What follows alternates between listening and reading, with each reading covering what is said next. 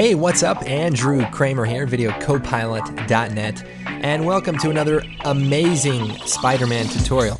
And what we're going to be doing is creating this organic mesh. I don't know what it is, I don't know what I was doing, but looks pretty cool, and we'll go and tackle this in 3D Max right now. Right now. First, we'll create a sphere. So come over to the Create palette, and we'll draw it in there. And we'll go to the Modify, and we're going to turn the segments down to maybe 8, maybe 12. Turn on edged faces, and just somewhere where there's not too many. And then we'll right-click, Convert to Editable Poly. And I'll move this over, give us some room here. And we'll take the face selection, and we just want to click on a bunch of random faces. So hold down Control, and just pick a bunch of different faces. You can use some of these orbit tools to fly around your scene if you don't know the shortcuts, but I'm just holding down Alt and middle dragging to orbit.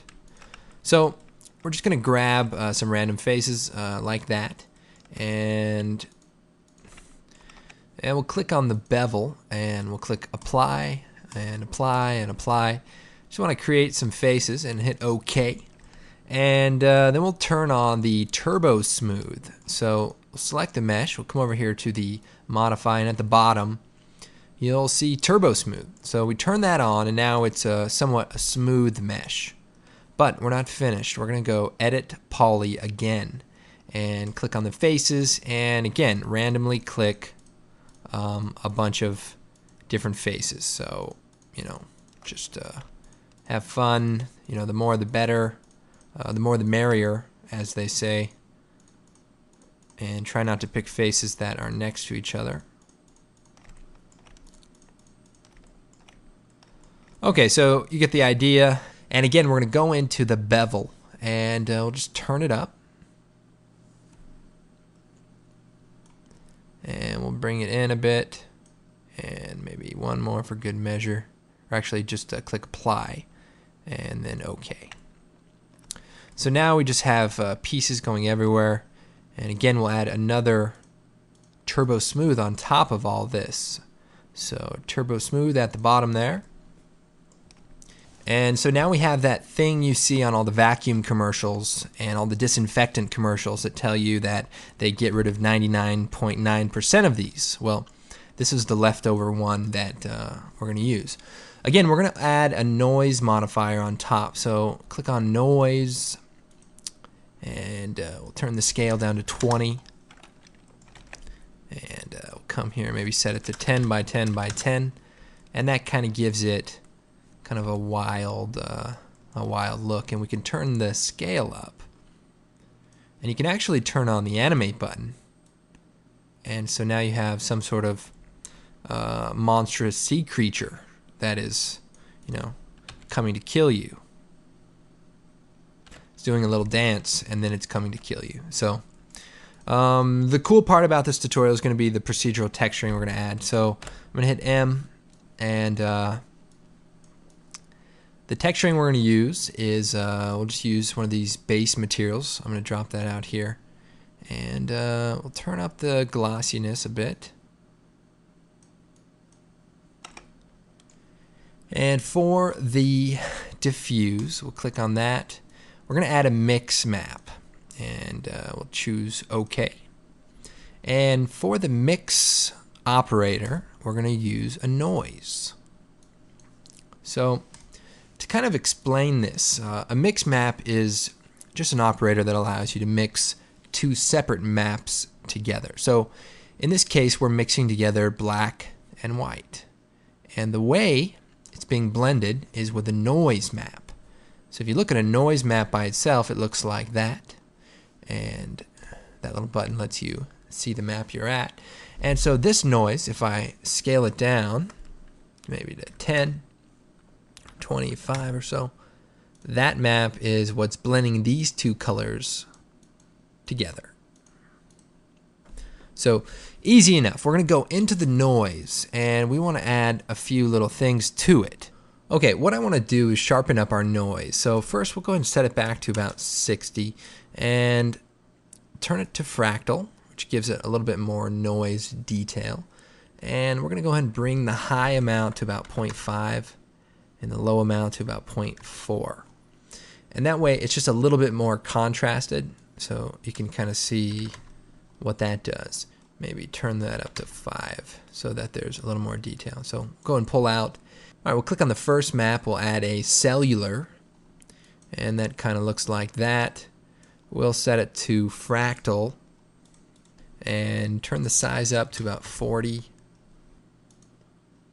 And I might go into the color here and just brighten it up so there's just a little bit more contrast. And we'll close that and we'll move up. Okay, we'll go and add the second map. So click on it. We're going to add a noise and choose OK. And we're going to set it to fractal and we're going to make it very small, like 1. And then we'll go out. And so basically that's what we have at this point. So we'll go and close that and we'll move up. And so now we have this sort of funky map, and what I'm going to do then is take it and drop it into the bump channel, and we'll make it a copy and we'll set it to about 50. So if I click on here and show that, okay, so if I render this out quick, you can see we have a very weird looking texture, and that's fine. We're probably going to add the color at this point. So we'll go into the diffuse channel, and actually what I'm going to do is start this diffuse channel over. So we're going to use that for just the bump map. And we're going to come in here and we're going to copy the noise. So copy the noise only. And we're going to go ahead and add a fall off. So we'll click on the diffuse, we'll choose fall off. And the fall off is a very cool map that really gives you lots of possibilities. And if I go in here, and maybe I'll change the color here to, like a reddish color, and maybe make this black. I'll go ahead and render this out.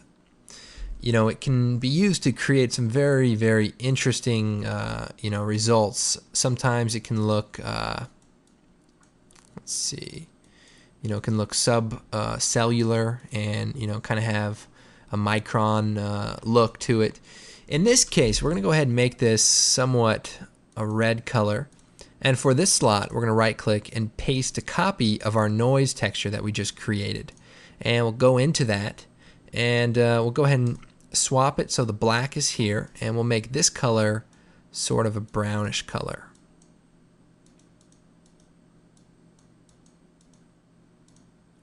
And then we'll go ahead and close that.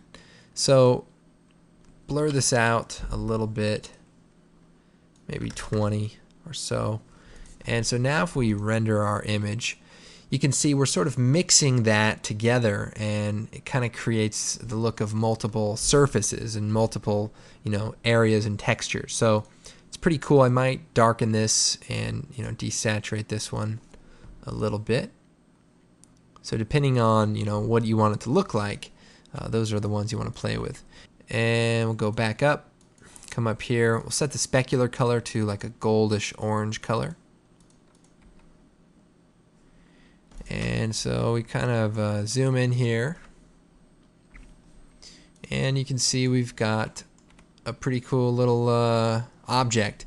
And once you create that material, it looks kind of weird, but we can name it, skin, close that. And then we can maybe duplicate a few of these little weird things. So we'll go hold down Shift and just drag another copy over here. Maybe rotate it, and fill the screen with these little monsters, and render it out. One thing I also did was just added some 3D text, and one cool thing about the material I used there, just quickly adding some 3D text. There is a tutorial on creating some nice 3D text on the site too, so check that out. I'll just do it pretty quick here.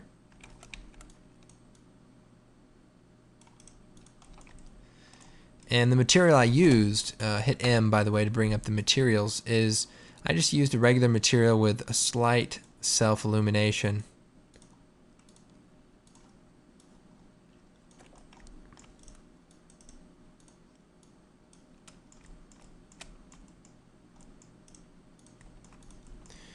and you know, that way it kind of looks pretty cool and blends a little bit better. Well, I hope you guys enjoyed this tutorial. Be sure to check out videocopilot.net. We've got some other tutorials. We have the blog, the forum, and of course our great products. So be sure to check those out. Until then, I will see you next time.